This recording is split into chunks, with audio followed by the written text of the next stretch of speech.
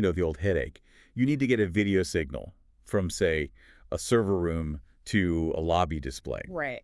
If it's more than 50 feet, that standard HDMI cable is, well, it's basically useless. It's the classic AV installer's nightmare. You're just fighting physics at that point. Exactly. So you're pulling these expensive proprietary cables, drilling holes you probably shouldn't, and just praying the signal booster actually works. But we've been looking at this stack of documentation on the PureLink VIP-150-E. It suggests we should, stop fighting physics and start using the network. The whole premise is AV over IP. Yeah.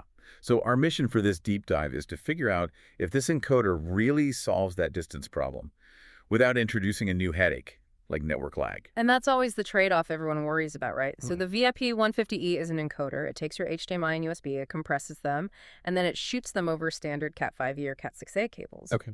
The headline feature here is that it pivots from all that dedicated AV plumbing to the IT infrastructure that's, it's already in the walls. Which sounds great for the budget. But what's the reality of video over IP? Because usually when you start compressing video to fit down a network cable, you lose quality. You do. Does this thing actually hold up for professional use? According to the specs, yes. It supports full HD 1080p at 60 frames per second. But the key metric here, and this is what you really need to look for, is 4.4.4 color support. Okay, break that down for me. Why does 4.4.4 matter? So it's about chroma subsampling. A lot of streaming video, it compresses the color data to save bandwidth, which looks fine for movies. Right. But if you're trying to display, say, an Excel spreadsheet or fine text on a digital sign, that lower color sampling can make the text look fuzzy. I see. 4.4.4 means zero color compression. The text just stays crisp. Okay, so it's legible. But what about bandwidth? If I'm pushing this, uncompressed looking video, am I going to crash the Office email server? That is the fear, but that's where the H.264 and H.265 codecs come in. The high-efficiency ones. Exactly. They're using them to get that high-fidelity image, but with what they call ultra-low bandwidth efficiency.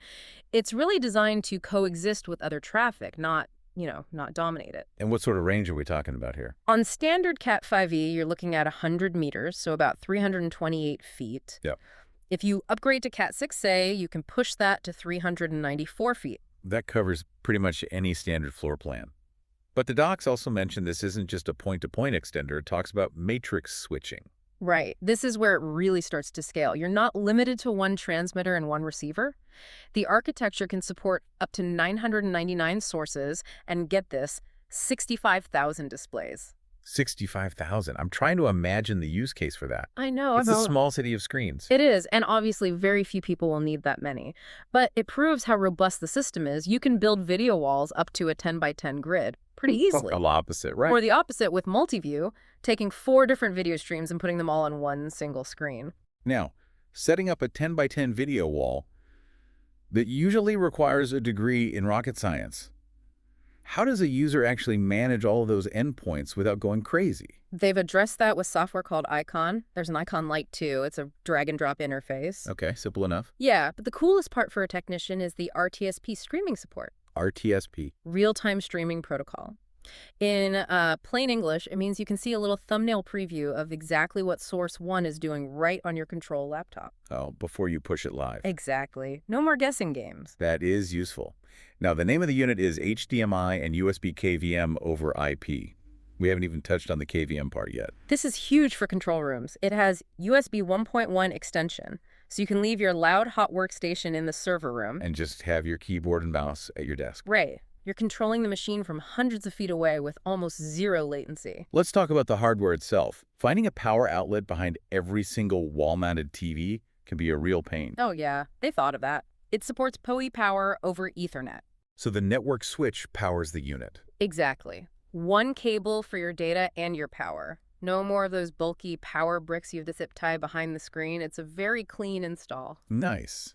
And I see it lists instant image switching. Yeah, so if you're switching between sources that have the same resolution, you don't get that annoying, 3-second black screen while the TV resyncs. It just cuts instantly. Instantly. All right, the bottom line.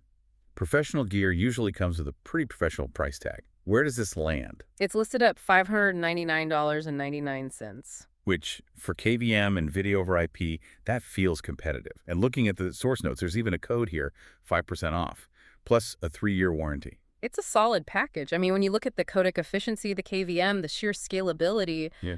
it really represents a shift. It's making pro-level video distribution accessible to anyone who can plug in an Ethernet cable. It feels like we are finally moving past that era of proprietary, expensive AV plumbing. And it connects to a bigger picture, too. When a device like this makes massive video walls and huge networks of displays this easy to deploy, you have to wonder, What's that? are we getting to a point where digital displays stop being furniture and just become dynamic wallpaper? That is a wild thought to chew on. Thanks for listening to this deep dive into the PureLink VIP-150-E.